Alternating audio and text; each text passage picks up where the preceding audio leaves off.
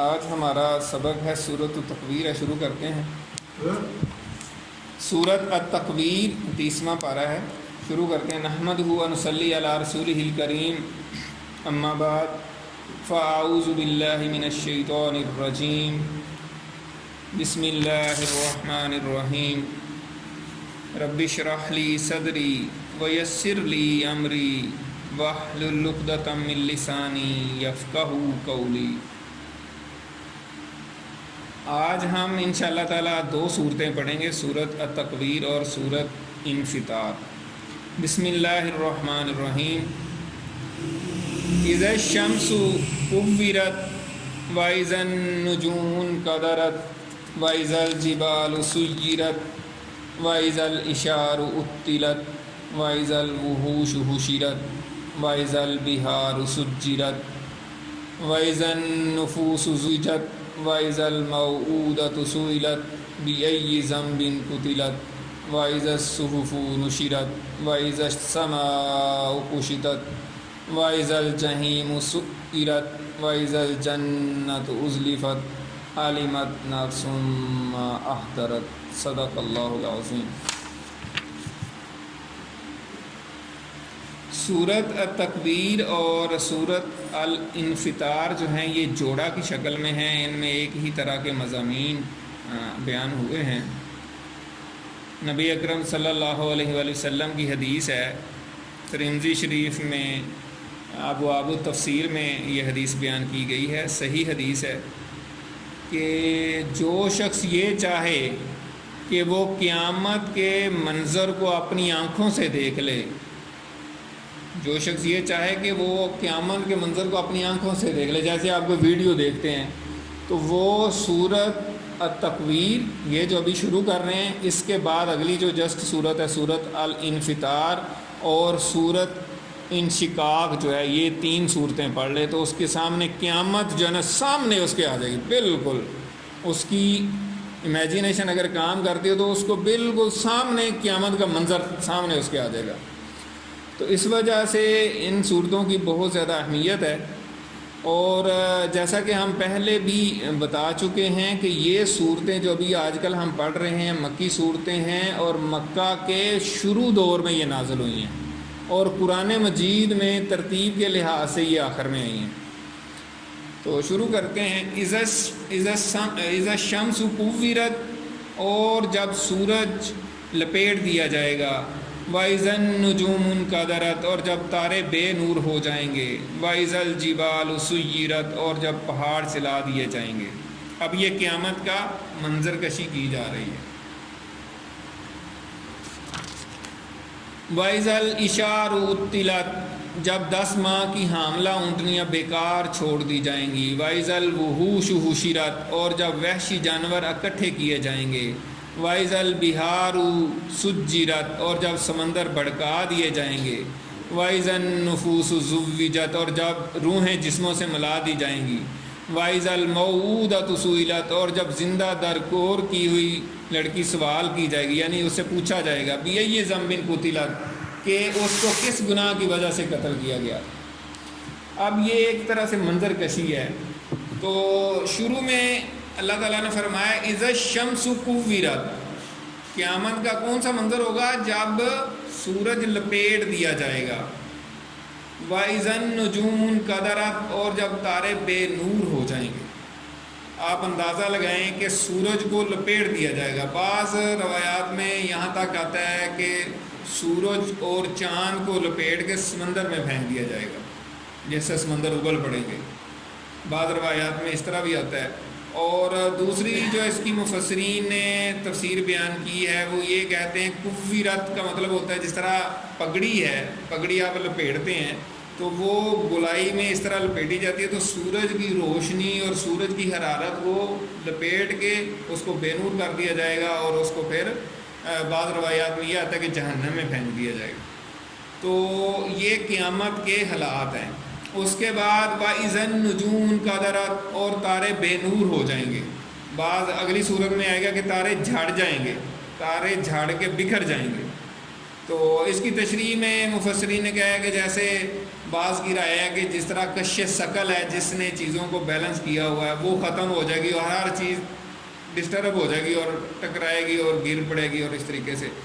بہرحال یہ اللہ تعالیٰ کو ہی معلوم ہے قیامت کے دن اللہ تعالیٰ نے کس طریقے سے یہ سارے معاملات کرنے ہیں، لیکن یہ ہے کہ تارے بھی بے نور ہو جائیں گے اور جھڑ جائیں گے اور گر پڑیں گے۔ وَإِذَا الْجِبَالُ سُيِّرَتْ، اور جب پہاڑ چلا دیے جائیں گے۔ یہ ہم پہلے بھی کئی دفعہ پڑھ چکے ہیں کہ پہاڑوں اور زمین کو زور سے آپس میں مارا جائے گا اور وہ ریزہ ریزہ ہو جائیں گے، اور پہاڑ پھر چلتے پھرتے جیسے بادل چل رہے ہوتے ہیں ایسے چلیں گے، جیسے آگے آئے گا سورۃ القاریہ میں کہ کل اہن المنفوش، پہاڑ ایسے ہو جائیں گے دھنکی ہوئی روئی کی طرح جیسے وہ اڑ رہی ہے، اتنے یعنی کہ وہ ریزہ ریزہ ہو کے بکھر جائیں گے ہوا میں اور وہ اڑتے پھریں گے۔ وَإِذَا الْإِشَارُ عُطِّلَتْ، جب 10 ماہ کی حاملہ اونٹنیاں بیکار چھوڑ دی جائیں گی۔ اب یہ تھوڑا سا آپ سوچیں گے کہ یہ قیامت کا کیا منظر ہوگا، اس کی نہیں سمجھ آئی۔ اصل میں اس کی بیک گراؤنڈ ہے، اس کی بیک گراؤنڈ یہ ہے کہ عرب جو ہیں ان کے ہاں سب سے قیمتی ترین چیز جو اونٹ ہے۔ ظاہر سی بات ہے ان کا، اور کیا ان کے پاس گاڑیاں تو نہیں تھیں اور تو کچھ نہیں تھا نا، یعنی آج کی تناظر میں بات کر رہا ہوں، تو ان کی سب سے قیمتی ترین چیز اونٹ تھی۔ اور اونٹ میں بھی جب کوئی اونٹنی حاملہ ہو 10 ماہ کی حاملہ، یعنی اشار یہاں پہ 10 ماہ کی حاملہ اونٹلی کے لیے لفظ استعمال کیا گیا ہے، ویسے تو اس کی 12 ماہ کا ٹائم ہوتا ہے، تو وہ جب بچہ جننے کے قریب ہوگی سب سے ان کی قیمتی ترین چیز یہ ہوتی تھی۔ اور یہاں بیان یہ کیا جا رہا ہے بیسیکلی کہ اس وقت انسان جو ہے اپنی قیمتی ترین چیزوں کی بھی کوئی پرواہ نہیں کرے گا، یعنی اس کو اگر آج کی دنیا میں، آج کے زمانے میں اپنے دنیا کے ساتھ اور اپنے زمانے سے رسی ہے، ایک بندے کی 2 کنال کی کوٹھی ہے بیریا ٹاؤن میں اور اس کے پاس پراڈو گاڑی ہے 2 کروڑ کی، مجھے نہیں پتا 8 کروڑ کی شاید ہو، مطلب مختلف قیمتیں ہوں گی، مہنگی سے مہنگی گاڑی ہیں، اس وقت وہ گاڑی کی بھی پرواہ نہیں کرے گا، کوٹھی کی بھی پرواہ نہیں کرے گا، اور بھی کسی چیز کی اس کو کوئی پرواہ نہیں ہوگی، وہ کہے گا بس میری جان بچ جائے۔ جیسے ہم نے پچھلی صورت میں پڑھا تھا کہ بھائی بھائی سے نہیں پوچھے گا، بیٹا باپ سے نہیں پوچھے گا، بیوی سے نہیں پوچھے گا، ہر بندے کو اپنی پڑی ہوگی، نفسی نفسی نفسی نفسی بس۔ اس وقت کوئی کسی، یعنی یہاں تک ہم نے پڑھا تھا کہ بیوی سے شوہر کہے گا کہ ایک مجھے نیکی دے دو، میں نے تمہاری بڑی خدمت کی ساری دنیا میں زندگی میں بڑی تمہاری خدمت کی، ایک نیکی دے دو، کہے گی کہ آپ نے واقعی میرا بڑا خیال کیا تھا لیکن نیکی نہیں میں تمہیں دے سکتی کیونکہ مجھے بھی اس کی ضرورت ہے۔ تو اس وقت یعنی قیامت کا یہ منظر ہے اور اس میں یہ حالات ہوں گے۔ تو یہاں پہ حاملہ اونٹنی کا ذکر اس وجہ سے کیا گیا ہے کہ عربوں کے نزدیک جو ہے، کیونکہ وہ پہلے مخاطب تھے قرآن مجید کے، تو ان کی قیمتی ترین چیز کی مثال دے کے بیان کیا گیا ہے کہ اس وقت قیامت کی وحشت اور قیامت کے حالات ایسے ہوں گے کہ اپنی قیمتی ترین چیزوں کو بھی انسان بات چھوڑ دے گا، وہ ایسے ہی جیسے معطل، ہم کہتے ہیں نا وہ بندہ معطل ہو گیا، یعنی بیکار چھوڑ دیا گیا، اس سے کوئی ڈیوٹی نہیں لی جا رہی، تو معطل کر دیا جائے گا چیزوں کو، یعنی ان کو بیکار چھوڑ دیا جائے گا، جہاں مرضی جائے، جہاں کوئی پرواہ نہیں کی جائے گی۔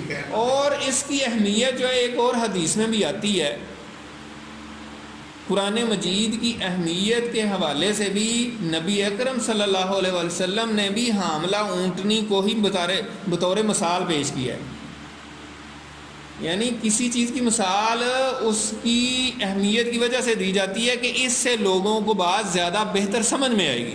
جیسے آج کے دور میں بتا رہا ہوں پراڈو گاڑی کی مثال ہے نا، تو آپ صلی اللہ علیہ وسلم کی قرآن مجید کی اہمیت کو واضح کرنے کے لیے بڑی اہم حدیث ہے جو کہ اسلامیات کی کتابوں میں وہ بیان کرنی چاہیے، بجائے اس کے کہ الف لام میم ذال، الف لام والی حدیث جو بیان کی جاتی ہے کہ 30 نیکیاں ملتی ہیں، الف لام میم 3 حرف ہیں، تو ہماری پوری قوم نے بلکہ برِ صغیر کے سارے لوگوں نے بس نیکیاں کیلکولیٹ کرنے کی بس کوشش کی ہے، یعنی قرآن مجید سمجھنے کی کوشش نہیں کرنی۔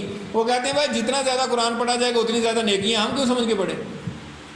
تو وہ حدیث جو ہے نا وہ ہے مسلم شریف میں کتاب صلاۃ المسافرین، یعنی مسافروں کی نماز کا جو بیان ہے، جو چیپٹر ہے، اس میں حدیث یہ بیان ہوئی ہے۔ اس کا مفہوم یہ ہے کہ نبی اکرم صلی اللہ علیہ وسلم نے فرمایا کہ تم میں سے اگر کوئی شخص، یعنی اس کا مفہوم بیان کر رہا ہوں، اگر مسجد میں جائے اور وہاں وہ 2 قرآن مجید کی آیتیں سیکھ لے، سیکھ لے. سیکھنے کا مطلب تجوید ہی نہیں ہے، تجوید بھی اچھی بات ہے، سیکھنے کا مطلب ہے کہ اس میں اللہ تعالیٰ نے کیا فرمایا. جیسے آپ نے حدیث بیان کیا کہ نبی اکرم صلی اللہ علیہ وسلم نے فرمایا کہ جو بندہ قیامت کے منظر کو دیکھنا چاہتا ہے وہ ان 3 صورتوں کو پڑھ لے. تو جس بندے کو پتہ ہی نہیں ہے کہ اس میں اللہ تعالیٰ کیا کہہ رہا ہے، اس کو کیسے پتہ چلے گا کہ قیامت کا منظر کیسے پیش ہو رہا ہے؟ وہ تو سمجھے گا تو اس کو سمجھ آئے گی نا. تو اس وجہ سے آپ صلی اللہ علیہ وسلم نے فرمایا کہ تم میں سے کوئی شخص مسجد جائے اور 2 قرآن مجید کی آیتیں سیکھ لے تو وہ ایسا ہی ہے جیسے بغیر کسی کا نقصان کیا اس کو 2 حاملہ اونٹنیاں انعام میں مل جائیں. حاملہ اونٹنی جس کی بات ابھی چل رہی ہے، ٹھیک ہے. اور اگر 3 آیتیں سیکھ لے گا تو 3 حاملہ اونٹنیاں انعام میں، 4 سیکھ لے گا تو 4. تو آج اگر کسی کو اس بات کو سمجھانے کے لیے بیان کیا جائے تو ایسے ہے کہ 2 آیتیں سیکھ لے قرآن مجید کی. مسجد کا تو بائی دی وے ذکر ہے نا، کہیں پہ بھی جا کے 2 آیتیں قرآن مجید کی سیکھ لے تو ایسی ہے جیسے اس کو 2 پراڈو گاڑیاں انعام میں مل جائیں.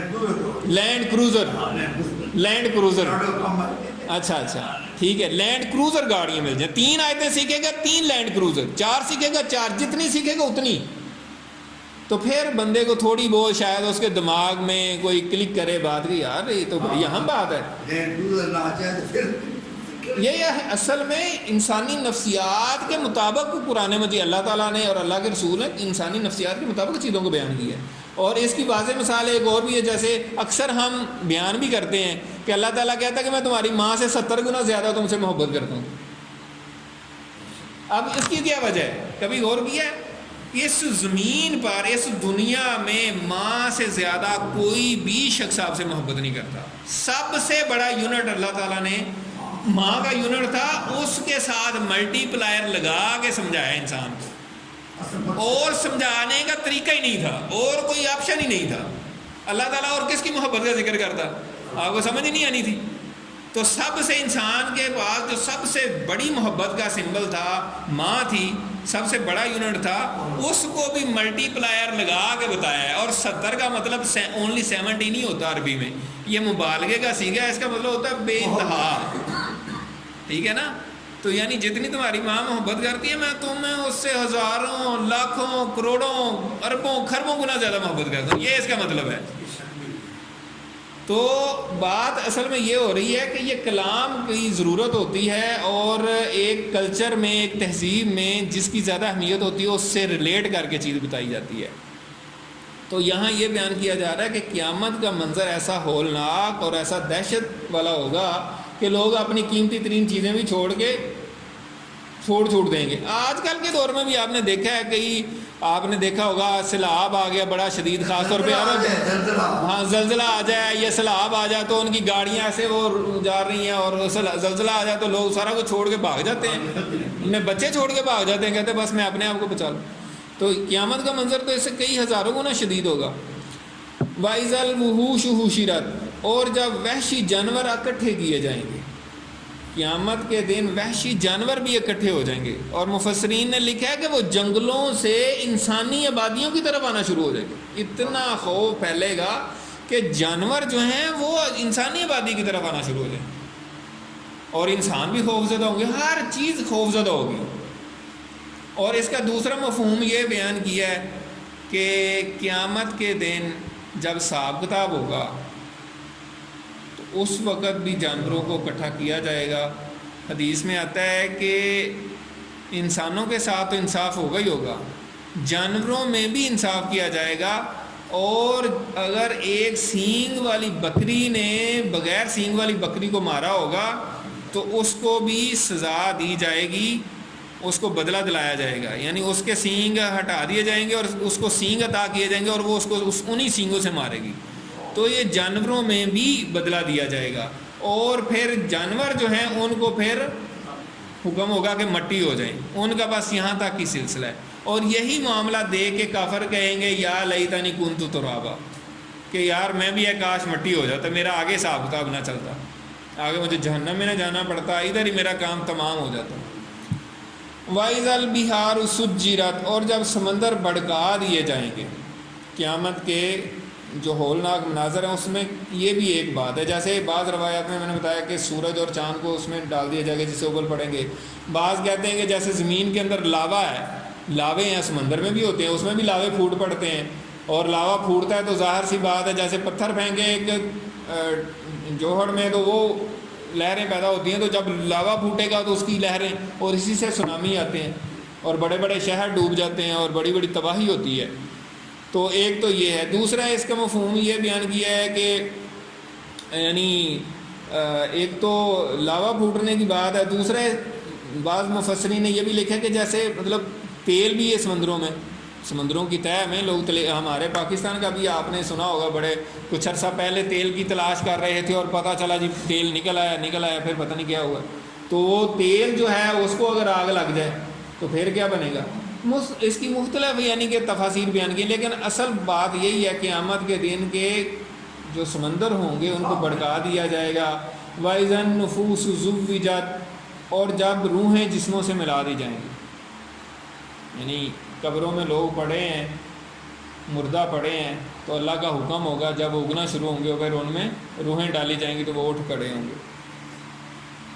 ایک تو اس کی یہ تفسیر بیان کی گئی ہے، اور دوسری یہ ہے کہ مختلف انسانوں کے جوڑے بن جائیں گے، جوڑے مطلب گروہ، جوڑے کا مطلب یہاں گروہ ہے، یعنی مومن ایک طرف کافر ایک طرف، پھر کافروں کی جو اقسام ہوں گی ان کی مختلف، اور کوئی جو ہے نا ڈاکو لوگ ہیں وہ ایک طرف کر دیے جائیں گے، اور مطلب مختلف یعنی غلط کام کرنے والوں کے مختلف گروہ بنا دیے جائیں گے، اور سب کو جو ہے نا علیحدہ علیحدہ کر دیا جائے گا۔ یہ پیچھے بھی ہم پڑھ چکے ہیں۔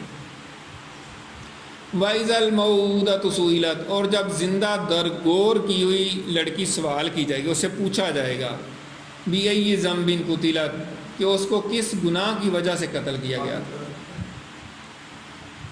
یہ بہت دل ہلا دینے والی آیت ہے، یعنی کہ اس بیچاری بچی کا کیا قصور تھا جس کو قتل کر دیا گیا اس دن، یعنی یہ انداز ہے۔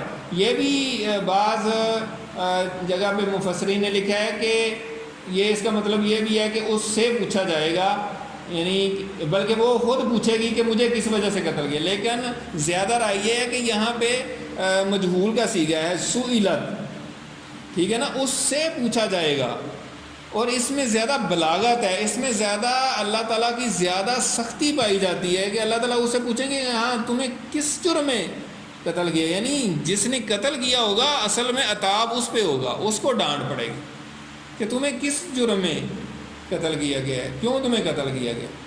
تو وہ آپ ہم سب پڑھ چکے ہیں، سیرت میں بھی ہم پڑھتے ہیں، اور بھی آپ نے بھی پڑھا ہوگا کہ عرب کیا کرتے تھے پہلے، بڑے بڑے کئی صحابہ کرام کے واقعات آتے ہیں کہ وہ اپنی بیٹیوں کو زندہ قتل کر دیتے تھے، کہ کوئی یعنی اس کی 3 وجوہات بیان کی ہیں مفسرین نے۔ ایک تو یہ ہے کہ وہ کسی کو اپنا دماد بنانا پسند نہیں کرتے تھے، اس کو اپنے لیے آر سمجھتے تھے۔ دوسری یہ ہے کہ جس قبیلے میں بچی کو دے دیتے تھے پھر اس کے ساتھ وہ جناب جنگ نہیں کر سکتے تھے، اس کی بات ماننی پڑتی تھی، اس کے آگے جھکنا پڑتا تھا، تھی دیتی ہے پنجابی کہتے ہیں، تھی دیتی ہے ہوں وہ نہ لڑتے نہیں سکتے۔ اور تیسری اس کی ریزن جو بتائی جاتی ہے وہ یہ ہے کہ کھائیں گے کہاں سے، اور وہ جنرل اپروچ تھی، یعنی وہ لڑکے لڑکی کی کوئی تخصیص نہیں تھی، لیکن لڑکیوں کو خاص طور پہ وہ کرتے تھے کہ اس نے کون سا کما کے لانا، لڑکا ہو تو پھر بھی کما کے لے آئے گا۔ تو یہ 3 وجوہات بیان کی گئی ہیں جس وجہ سے وہ لڑکیوں کو قتل کر دیتے تھے۔ تو یہ قیامت کے دن جو ہے نا ان سے پوچھا جائے گا۔ وَإِذَا الصُّحُفُ نُشِرَتْ، اور جب اعمال نامے پھیلا دیے جائیں گے، یعنی جب بندہ مرتا ہے تو اس کا اعمال نامہ لپیٹ دیا جاتا ہے، ظاہر ہے اس کے ختم ہو جاتا ہے، اور قیامت کے دن پھر ان کے ہر بندے کا اعمال نامہ کھولا جائے گا، جس کو اس کے دائیں ہاتھ میں ملے گا وہ بڑا خوش ہوئے گا، وہ کہے گا ہاؤم اقرؤ کتابیہ، کہ میرا اعمال نامہ پڑھو، میں آج بڑا خوش ہوں، میں کامیاب ہو گئی، یہ دیکھو میری ACR ہم دفتروں میں تو سالانہ جو رپورٹ ہوتی ہے نا وہ ہوتی ہے، لیکن وہ پوری زندگی کی رپورٹ ہوگی، اس میں مارکنگ اچھی ہوئی تو پھر اصل انسان کامیاب ہے۔ ہم دنیا کی رپورٹوں کے لیے تو بڑی ایفرٹ کرتے ہیں اور ڈرتے رہتے ہیں یار اس میں ہمارے اچھے نمبر آ جائیں، لیکن جو آخرت کی فائنل رپورٹ ہے جس میں فائنل فیصلے ہونے ہیں اس کے لیے کوشش کرنی چاہیے کہ وہ اچھی ہو۔ وَإِذَا السَّمَاءُ كُشِطَتْ، اور جب آسمان کی کھال اتار دی جائے گی، یعنی آسمان کی کھال یا چمڑی ادھیڑ دی جائے گی، مطلب یہ ہے کہ آسمان کی اوپر ایک لیئر ہے جس کو اتار دیا جائے گا جس سے وہ سرخ رنگ کا نکل آئے گا، جیسے سورۃ الرحمن میں آتا ہے کہ کان وردتن کدیہانی، یعنی کہ سرخ گلاب کی طرح ہو جائے گا. تو یہ بھی یعنی کہ قیامت کا منظر ہوگا آسمان کا. وَإِذَا الْجَحِيمُ سُعِّرَتْ، اور جب جہنم بھڑکائی جائے گی. وَإِذَا الْجَنَّةُ أُزْلِفَتْ، اور جب جنت قریب کر دی جائے گی. عَلِمَتْ نَفْسٌ مَّا أَحْضَرَتْ، تو جان لے گا ہر نفس جو اس نے حاضر کیا، جو اس نے آگے بھیجا. یعنی یہ ساری باتیں جو پیچھے ہم نے پڑھی ہیں، یہ بیان کرنے کے بعد اینڈ جو بات ہے، جو اصل امپورٹنٹ بات ہے، وہ یہاں آئی ہے. عَلِمَتْ نَفْسٌ مَّا أَحْضَرَتْ، ہر شخص جان لے گا کہ اس نے آگے کیا بھیجا، وہ وہاں دیکھ لے گا. یہ ساری باتیں کرنے کے بعد اصل بات یہ کی ہے کہ بھائی دنیا میں آپ کو بھیجا گیا ہے، یہ تمہارا ایگزامینیشن ہال ہے. یہ دنیا جو ہے کمرہ امتحان ہے. جیسے اسٹوڈنٹ کو 3 گھنٹے کے لیے کمرہ امتحان میں بھیجتے ہیں، جائیں جی پیپر کریں، میتھ کا کریں، فزکس کا، بیالوجی کا. تو یہ دنیا ہر شخص کے لیے کمرہ امتحان ہے. یہ ساری باتیں کر کے اللہ تعالیٰ نے فرمایا عَلِمَتْ نَفْسٌ مَّا أَحْضَرَتْ، تو اس دن ہر جان لے گی کہ اس نے کیا آگے بھیجا ہے. وہ اپنا کیا ہوا آگے پا لے گی. احضرت کا مطلب کہ اپنے سامنے پا لے گی کہ یہ کیا میں نے کیا ہے، اس کے سامنے آ جائے گا. جو اعمال کیے ہوں گے، جو نیکیاں کی ہوں گی، جو 2 نمبریاں کی ہوں گی، جو فراڈ کیے ہوں گے، جو بے ایمانیاں کی ہوں گی، سارا کچھ بالکل کلیئر ہو کہ دودھ کا دودھ اور پانی کا پانی سامنے آ جائے گا. تو اس لیے یعنی کہ انسان کو جس طرح اکثر بات ہوتی ہے، حدیث میں آتا ہے کہ قیامت کے دن اللہ تعالیٰ انسان سے پوچھے گا کہ میں نے تمہیں عمر دی تھی، تم نے کہاں گزاری ہے؟ میں نے تمہیں جوانی دی تھی، تم جوانی کہاں گزاری؟ میں نے تمہیں مال دیا تھا، کس جگہ خرچ کیا، کس مقصد کے لیے خرچ کیے، کہاں خرچ کرتے رہے؟ تو یہ ساری چیزوں کا جواب دینا ہوگا. فلا اقسم بالخنس، چنانچہ میں قسم کھاتا ہوں پیچھے ہٹنے والے، الجوار الکنس، چلنے والے اور چھپ جانے والے کی، یعنی ستاروں کی جو پیچھے ہٹتے ہیں، چھپ جاتے ہیں ظاہر ہے جب دن نکلتا ہے. واللیل اذا عسعس، اور رات کی جب وہ چلی جاتی ہے. والصبح اذا تنفس، اور صبح کی جب وہ روشن ہوتی ہے. انہ لقول رسول کریم، بلا شبہ یہ قرآن مجید ایک عزت والے رسول کیا قول ہے، یعنی اس کا بیان کرتا ہے. یہاں پہ رسول کریم سے مراد حضرت جبرائیل علیہ السلام ہیں، جو اللہ تعالیٰ کا کلام لے کر آتے تھے اور اپنے الفاظ میں آپ صلی اللہ علیہ وسلم کو بیان کرتے تھے. اس لیے یہاں کہا جا رہا اصل کلام تو اللہ تعالیٰ کا ہی ہے، لیکن کیونکہ وہ بیان کرتے تھے. ذی قوت عند ذی العرش مکین، جو بڑی ہی قوت والے ہیں اور عرش والے رب کے نزدیک ان کا مرتبہ بہت بلند ہے. مطاع ثم امین، ان کی اطاعت کی جاتی ہے وہاں آسمانوں میں، اور وہ امین بھی ہیں.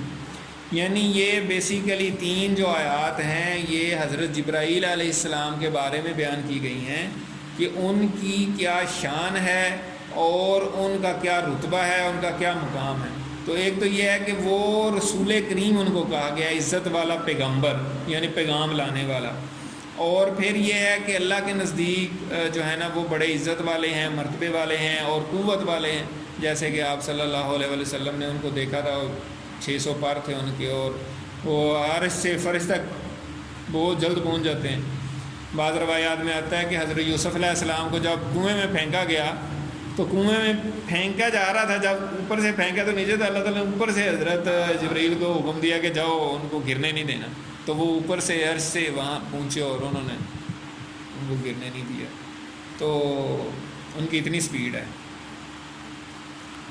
ذی قوت عند ذی العرش مکین مطاع ثم امین، ان کی اطاعت کی جاتی ہے، یعنی وہ ہیڈ ہیں. جتنے بھی فرشتے ہیں ان کے ہیڈ جو ہیں، ان کے سربراہ جو ہیں، ان کے جو بادشاہ ہیں، ان کے جو امیر ہیں، وہ حضرت جبرائیل علیہ السلام ہیں.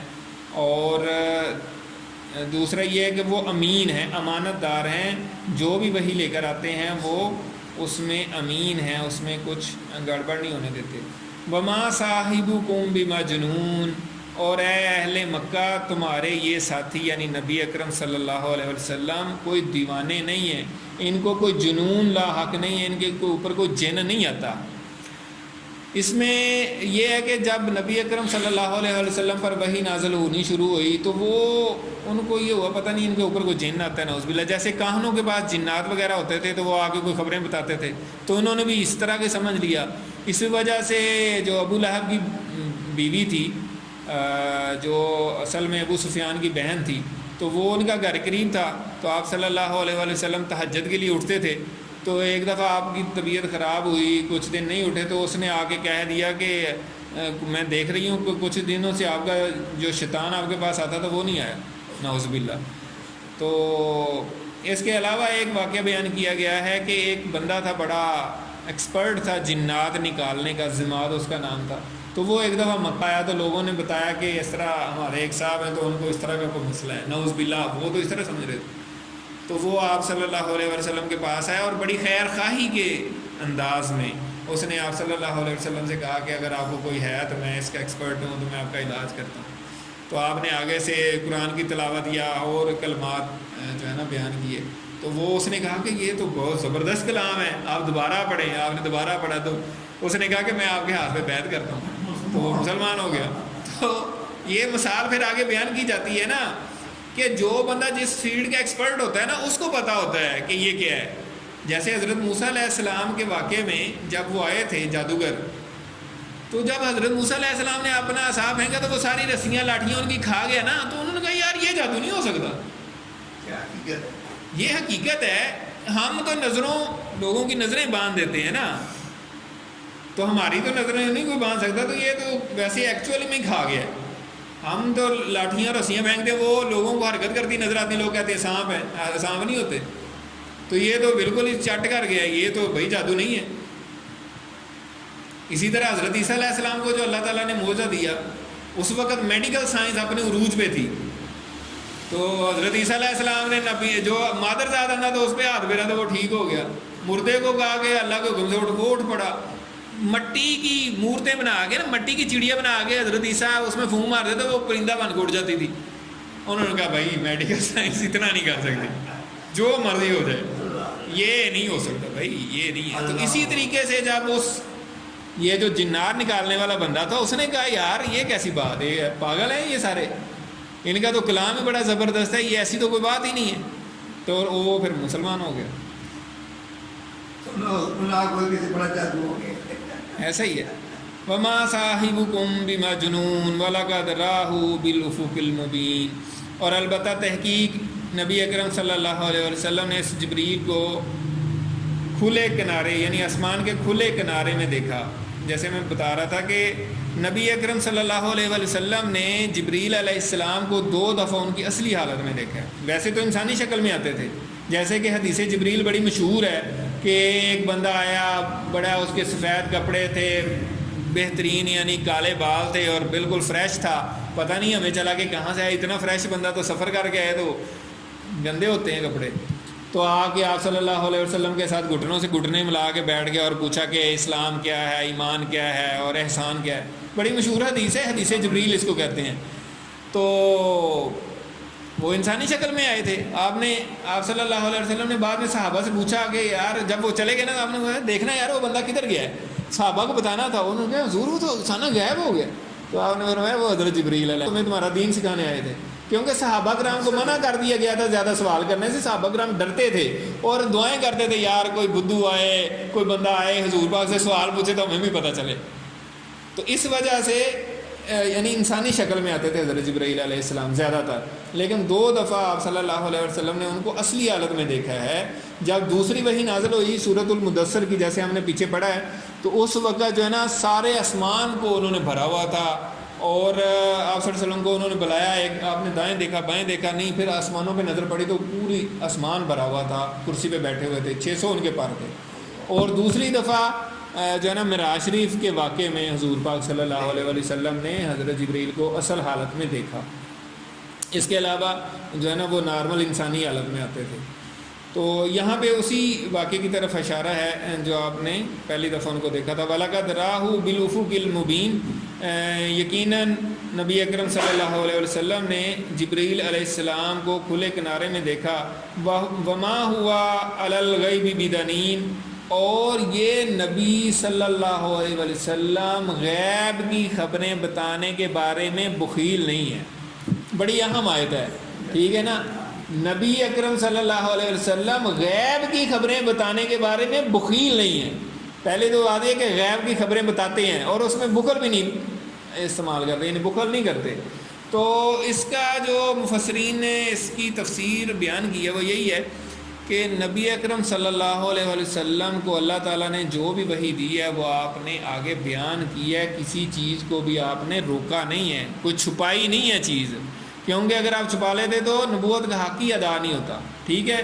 تو اس کا اصل مفہوم تو یہی ہے کہ آپ صلی اللہ علیہ وسلم کو جو کچھ اللہ تعالیٰ نے وحی دی ہے، اللہ تعالیٰ کے حکم سے آپ نے آگے بیان کیے، اس حوالے سے آپ نے کسی قسم کا بخل نہیں کیا۔ اس حوالے سے حضرت علی رضی اللہ تعالیٰ عنہ سے بھی کسی نے پوچھا، وہ مجھے یاد آ گئی، کہ حضور پاک نے آپ کو کوئی خاص چیز بتائی ہے، کوئی سیکرٹ باتیں بتائی ہیں؟ تو انہوں نے کہا کہ نہیں، میرے پاس تو یہ قرآن مجید ہے اور کچھ دیت کے احکام ہیں اور اس طرح کے کچھ وراثت کے مختلف چیزیں جو ہے نا، بس یہی میرے پاس ہے، اور تو مجھے کچھ نہیں خاص بتایا گیا۔ تو اس میں یہی ہے کہ نبی اکرم صلی اللہ علیہ وسلم کے پاس غیب کی خبریں ہوتی تھیں، اللہ تعالیٰ بتاتے تھے، اللہ تعالیٰ نے بہت کچھ آپ کو علم عطا فرمایا، لیکن آپ صلی اللہ علیہ وسلم کو جو بھی اللہ تعالیٰ علم عطا فرماتے رہے ہیں وہ آپ امت میں ٹرانسفر کرتے رہے ہیں۔ یہ نہیں ہے کہ آپ نے کچھ چھپا لیا یا کسی خاص بندے کو بتا دیا ہے، ایسی بات نہیں ہے۔ وما ہوا بقول شیطان الرجیم، اور یہ قرآن کسی شیطان مردود کا کلام نہیں ہے، جیسے کہ اہل مکہ سمجھ رہے تھے، جس طرح ابھی بات ہم کر رہے تھے کہ وہ سمجھتے تھے کوئی نعوذ باللہ جیسے کاہنوں کے پاس کوئی آتا ہے شیطان تو کچھ باتیں بتا دیتا ہے، کوئی صحیح ہیں کوئی غلط ہو جاتی ہیں، وہ کوئی تکے لگاتے ہیں، کوئی اندازے لگاتے ہیں۔ ان کو یہ کہا جا رہا ہے کہ ایسی بات نہیں ہے، یہ قرآن مجید ہے، یہ اللہ تعالیٰ کی طرف سے نازل ہوا ہے، اس کو ایک امین فرشتہ لے کر آتا ہے اور ایک امین امانت دار رسول کے پاس آتا ہے، جس کو تم بھی آج سے 40 سال پہلے تک صادق اور امین کہتے رہے ہو، اب تم مکر جاؤ تو ہم تمہارا کیا کریں؟ یعنی یہ تو وہی شخصیت ہیں جن کو آپ صادق اور امین کہتے رہے، تو ان کے اوپر ہی نازل ہو رہا ہے۔ فَأَيْنَ تَذْهَبُونَ، پھر کہاں چلے جاتے ہو تم، اس کو چھوڑ کے کہاں بھاگے جا رہے ہو؟ اور یہ اہل مکہ سے پہلا خطاب تھا اور آج ہم سب مسلمانوں کے لیے، کہ یہ جو کلام ہے یہ ایک امانت دار رسول لے کر آیا اور ایک امین رسول کے پاس آیا، یہ کسی شیطان کا کلام نہیں ہے، یہ رب العالمین کا کلام ہے، تو پھر کہاں تم بھاگے جا رہے ہو، کہاں چھوڑ کے اس کو جا رہے ہو؟ ان ہوا الا ذکر للعالمین، نہیں ہے یہ قرآن مگر نصیحت ہے تمام جہانوں کے لیے۔ یہ جو ہے ذکر ہے، نصیحت ہے، اس میں ایڈوائس ہے، اس میں حکمت کی باتیں ہیں، اس میں احکام ہیں بہترین انسان بننے کے، بہترین زندگی گزارنے کے، اور صرف دنیا میں ہی بہتر نہیں، آخرت بھی آپ کی بہتر ہوگی، ہمیشہ ہمیشہ کی زندگی جو ہے وہ اس میں تم کامیاب ہو جاؤ گے اگر اس پہ عمل کرو گے۔ یہ ہے، اس میں ایسے پرنسپل بتائے گئے ہیں، ایسی چیزیں بتائی گئی ہیں، تو یہ نصیحت ہے، اس پر عمل کرو۔ لمن شاء منکم من یستقیم، ہر اس شخص کے لیے جو تم میں سے سیدھا چلنا چاہے، اس کے لیے اس میں نصیحت ہے، ہدایت ہے۔ ہدایت تو سب کے لیے ہے، بار بار آتا ہے، لیکن اس سے ہدایت وہی بندہ پاتا ہے جس کے اندر تھوڑا سا اللہ کا ڈر ہو، جو ہدایت کی طرف آنا چاہے۔ وما تشاءون الا ان یشاء اللہ رب العالمین، اور تم نہیں چاہتے مگر وہی کچھ جو اللہ تعالیٰ چاہتا ہے، یعنی انسان جو کچھ مرضی چاہے لیکن جب تک اللہ کی چاہت اس میں شامل نہ ہو وہ کوئی کام نہیں ہو سکتا۔ تو انسان کی چاہت بھی ہو کہ میں نے ہدایت حاصل کرنی ہے اور اللہ تعالیٰ اس کو ہدایت دے تو اس کو ملتی ہے، اور ہدایت جو طلب کرتا ہے سچے دل سے اللہ تعالیٰ اس کو ہدایت دیتے ہیں، اس میں کوئی مسئلہ نہیں ہے۔ لیکن اس کے علاوہ جو ہے جو بھی انسان کہے کہ ایسے ہو جائے ویسے ہو جائے، تو اللہ تعالیٰ کہتے ہیں، حدیث قدسی بڑی مشہور و معروف ہے، اکثر لوگوں نے لکھ کے بھی لگائی ہوتی ہے کہ اے بندے، ایک تیری چاہت ہے ایک میری چاہت ہے، اگر تو چلا میری چاہت کے پیچھے تو میں تمہیں وہ بھی دوں گا جو تیری چاہت ہے، اور اگر تو چلا میری چاہت کے خلاف تو پھر میں تمہیں پنجابی سے کہتے ہیں رول دوں گا، یعنی پھر تم خجل خوار ہو کے ادھر ہی آ جاؤ گے جو میری چاہت ہے۔ یہ حدیث کا مفہوم ہے۔ تو اللہ تعالیٰ سے دعا ہے کہ اللہ تعالیٰ جو پڑھا اس پہ عمل کرنے کی توفیق عطا فرمائے۔